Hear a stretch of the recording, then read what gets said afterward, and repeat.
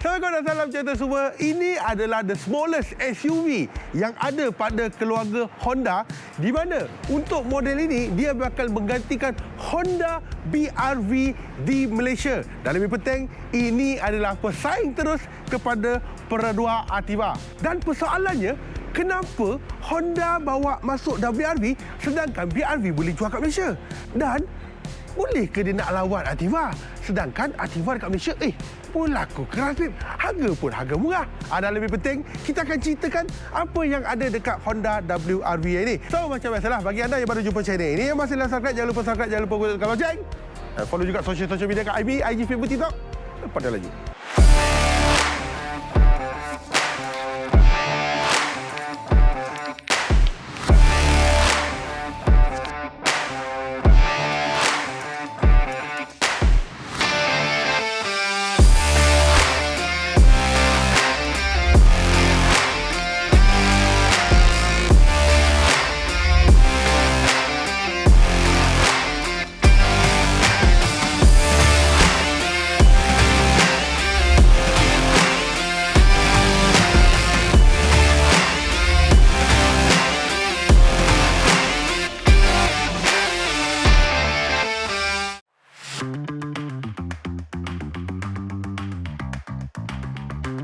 Datin.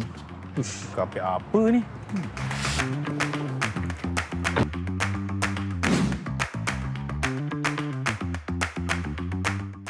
Kapek ni lagi.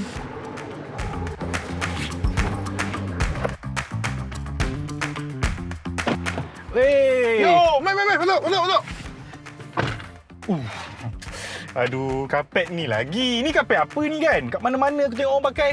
Serius aku tak tahu. Tak tahu. Satu Malaysia tahu kot tangan kau tak tahu. Tak tahu. Inilah Dodo Map. Oh, apa best dia? Yang ni ramai guna sebab yang pertama, dia double layer. Okey. Yang kedua, kali air. Yang ketiga, senang nak cuci. Yang keempat, berkualiti 3 tahun waranti, bro. Takkan tak tahu. Benda baik ni, takkan tak tahu. Sekarang dah tahu. Jadilah punya macam kita orang. Ingat premium, ingat Dodo Map. Persoalannya sekarang, betul ke tindakan Honda Malaysia, dia dropkan BR-V dan dia bawa masuk Honda WR-V? Dan sebenarnya kalau kau tanya pada aku ada pandangan aku sendiri di mana ada rasional kenapa Honda Malaysia dia drop BR-V, sebaliknya dia masuk dengan WR-V. Yang pertama adalah dari segi persaingan. Kalau dulu BR-V yang sedia ada, dia punya persaingan tak banyak, ada 1 atau 2 je. Tetapi sekarang ni dah makin melambat. Sekarang ni kita dah ada Alza, dah ada Veloz, dah ada Expander dan macam-macam model lagi. Dan of course, semakin banyak persaingan, agak sukar sikit lah. Yang kedua adalah, untuk sekarang ni, BR-V dia dah ada second gen. Untuk second gen, dia lagi canggih, dia lagi cantik, dia lagi handsome daripada sekarang ni. Kalau dia bawa masuk, confirm lah, harga pun akan naik. Tapi kalau harga akan naik, berapa pula Honda nak jual? Kalau Honda jual mahal macam tu, macam mana pula nak seng dengan yang lain-lain?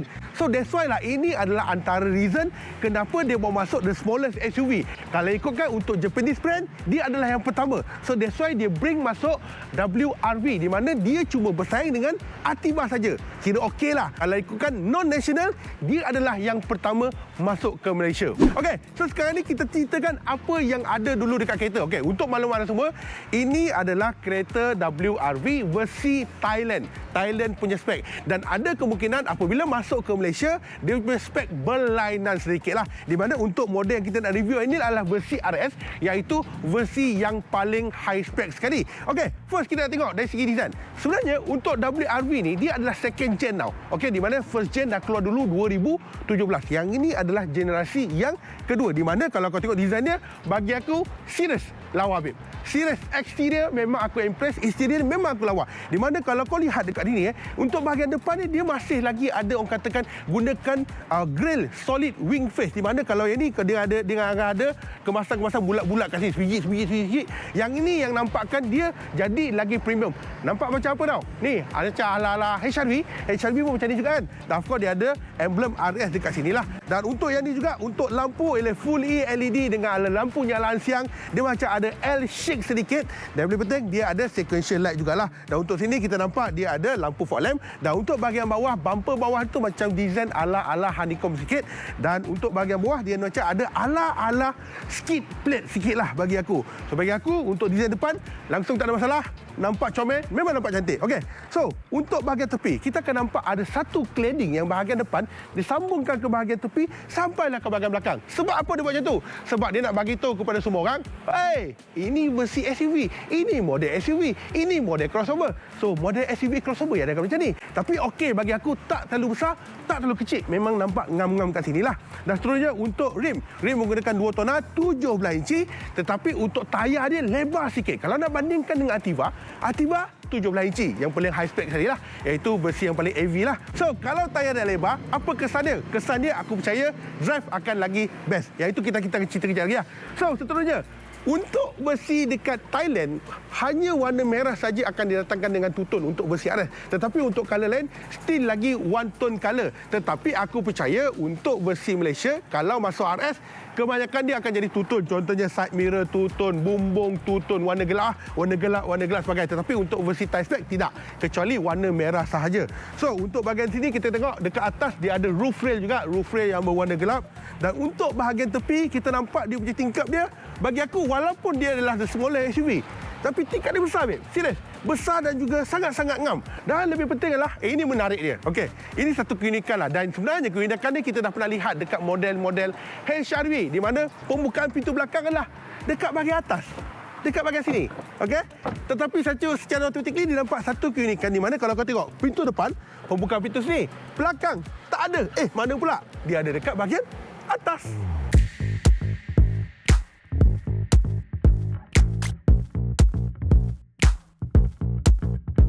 So, dari segi dimensi, adakah WRV lagi besar ke ataupun Ativa lagi besar? Okey, first kita bagi perbandingan dengan HRV lah. Of course, yang ni dia lagi kecil daripada HRV. HRV abang kan, mana boleh besar lagi daripada dia. Tetapi kalau nak bandingkan dengan Ativa, sebenarnya untuk WRV dia adalah lebih pendek sedikit dan pada masa sama juga dia adalah lebih rendah sedikit berbanding daripada Ativa. Tetapi in term of lebar, dia adalah lebar berbanding daripada Ativa. So apabila cerita lebar dia sebenarnya bukan dekat luar tetapi dekat dalam. Di mana dalam ni aku akan tunjuk kejap lagi. Okey.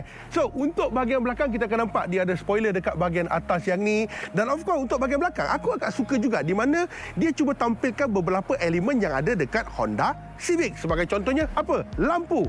Lampu ni kalau kau tengok dengan lampu Civic, Honda Civic FE, design macam ni. Dia berbentuk L shape dekat bahagian sini. So bagi aku memang nampak kemas, nampak cantik kat sini. So dia mesh dengan bahagian depan.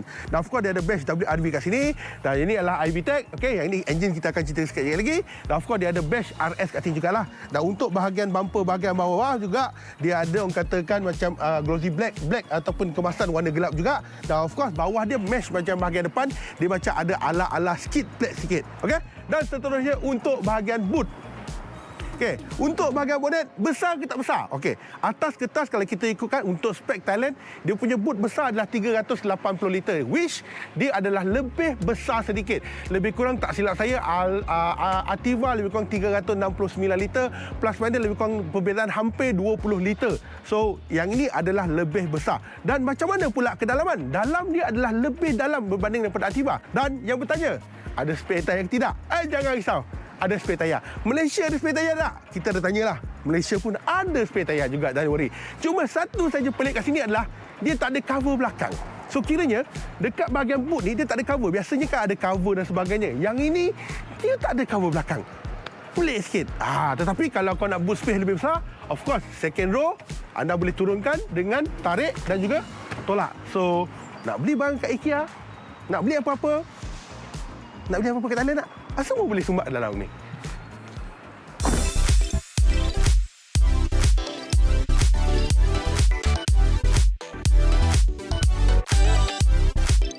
Okey, untuk bahagian Honda WRV, dekat bahagian dalam ni dia macam tak mesh tau. Dekat bahagian luar WRV memang nampak cantik, tapi dalam ni nampak macam biasa-biasa sedikit lah. Di mana dia ada banyak combination yang ibarat macam interior WRV ni diambil daripada modern ni sikit dan digabungkan menjadi satu WRV. Tetapi kalau kita ikutkan dari segi kualiti, sekali look memang nampak ada.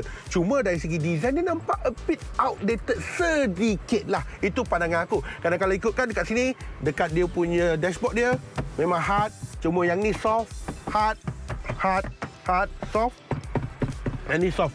So everything okey lah, kebanyakan dia datang dengan hard case. Dan of course untuk yang ni bumbung versi Thai adalah warna hitam. Dan aku percaya kalau versi untuk Malaysia dia akan jadi cerah lah ataupun krim sebab nak nampakkan dalam dia lebih luas. Okey, untuk bahagian dashboard kita nampak macam ada dua layer. First layer kita ada aircon dan of course yang kedua adalah lebih kepada sistem infotainment lah. Di mana kalau kita ikut kat sini atas dia aircon, untuk bahagian tengah ni dia macam ada black piano punya kemasan, ada sketching warna merah juga. Dan untuk tengah ni kita ada skrin sesentuh sistem infotainment 7 inci dengan Apple CarPlay dan juga Android Auto. Dan untuk bahagian meter, dia adalah gabungan antara digital dan juga analog. Di mana untuk bahagian digital tengah, dia adalah TFT 4.2 inci. So untuk steering pula memang balutan kulit dengan jahitan benang merah. Dan yang paling penting adalah untuk Honda WRV, dia ada pedal shift. Tapi Malaysia dia tak ada. Ada pedal shift bagi aku is more enjoy lah. So all the button memang jenis yang button, dia tak ada jenis yang touch. Langsung tak ada touch kecuali sistem infotainment lah. Termasuk untuk bahagian aircon pun berlainan sikit. Dia tak macam Honda Civic ataupun HRV yang jenis yang pusing tombol-tombol. Tapi yang ni lebih kepada butang-butang. Okey lah, straight to the point, is very to handle, very to access lah benda tu. Dan untuk USB port, dia cuma ada 2 Type A USB port di bahagian depan, belakang tak ada. Tetapi untuk 12 volt dia ada 2, depan 1 dan belakang 1. Okey, dan of course yang ni bukan electric parking brake, sebaliknya didatangkan dengan brake tangan. Dan untuk seat yang ini ber-CRS, dia adalah combination antara leather dan juga fabric berwarna merah-merah sikit. Yang ni adalah trend sekarang lah. So ramai kata cantik, tapi inilah trend sekarang. Dan of course dia ada jahitan benang-benang merah jugalah. Dan of course yang ni bahagian untuk tie spec, dia ada juga armrest juga dekat bahagian sini.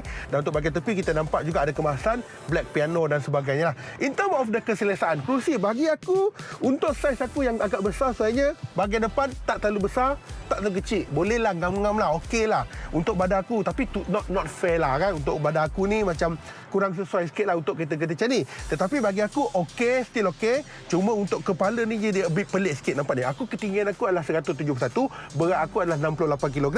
So far, so good. Tetapi yang interestingnya bukan kat sini. Interestingnya adalah berada di belakang. Untuk Honda, dia cukup bijak untuk bagi space dia. Daripada dulu bukan sekarang, daripada model-model HRV, Civic dan sebagainya, dia memang pandai untuk bagi space yang agak-agak besar. Sebagai contohnya untuk bahagian belakang. Kalau kau tengok kan, boot space aku ataupun leg room aku memang besar gila, babe. Kalau kau tengok, besar macam ni, babe. So serius macam okey. Dan juga ruang kepala ada besar juga ni, kecuali untuk seat belakang dia agak mendekat sikit. Tetapi bagaimanapun, bahagian belakang dia tak ada USB port macam aku cakap. Bahagian belakang pun tak ada aircon, tetapi bahagian belakang dia cuma ada armrest sahaja. Selesa tak selesa? Bagi aku, bahagian belakang bukan untuk 3 orang. Lebih sesuai untuk 2 orang.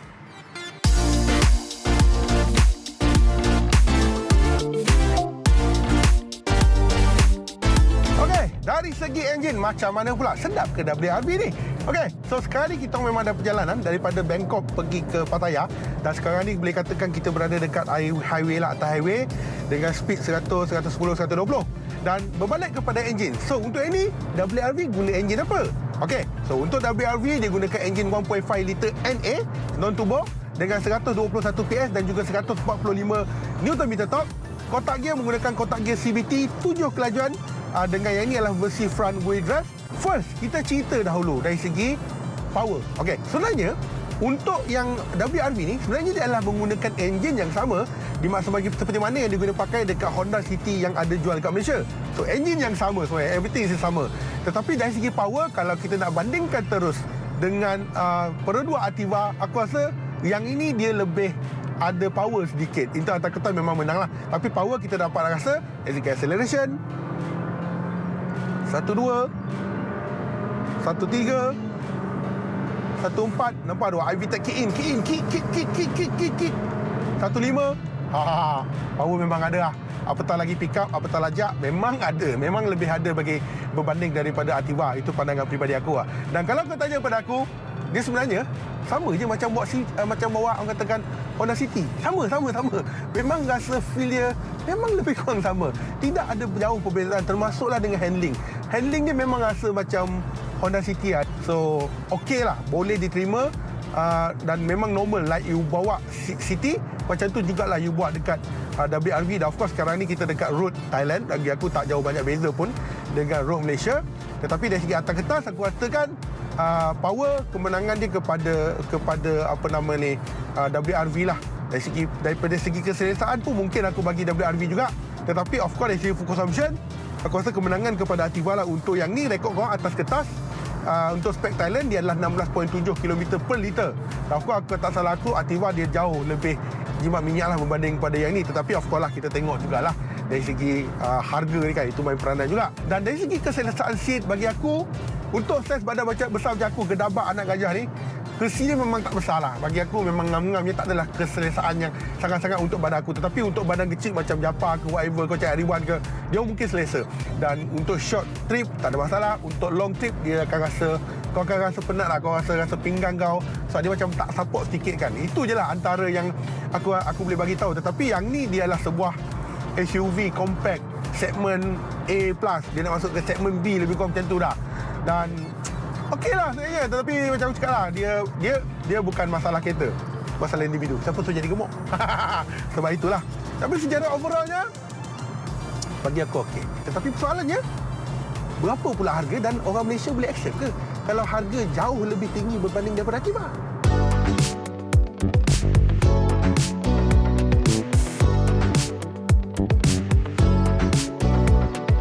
Persoalannya sekarang ni, berapa pula harga yang akan diletakkan oleh Honda Malaysia?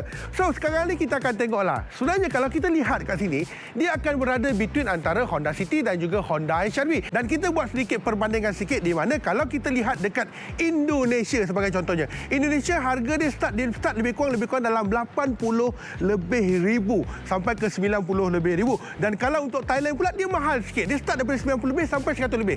Dan kita tengok pula berapa harga Activa. Activa kalau kat Malaysia untuk versi AV, harga dia lebih kurang sekitar dalam 72 ataupun 73 ribu ringgit. Okey, sekarang ni kita akan buat berdasarkan kita punya perkiraan di mana kita anggarkan mungkin harga start dia akan start daripada 80 lebih ribu. Dan kita jangkakan untuk versi RS mungkin akan berada pada 87, 88 ataupun 89 ribu. Paling busuk-busuk pula dia boleh pergi lebih kurang 90 ribu. Boleh jual ke tak boleh jual? Bagi aku boleh jual. Dengan apa yang dia bagi, dengan apa yang kau dapat, bagi aku sebagai sebuah national, kereta ni memang boleh jual. However, this is Thailand US Spec. InsyaAllah nanti lepas launching, kita akan buat satu lagi video lengkap. Lepas launching, kita akan buat satu lagi video full test drive untuk Honda WRV.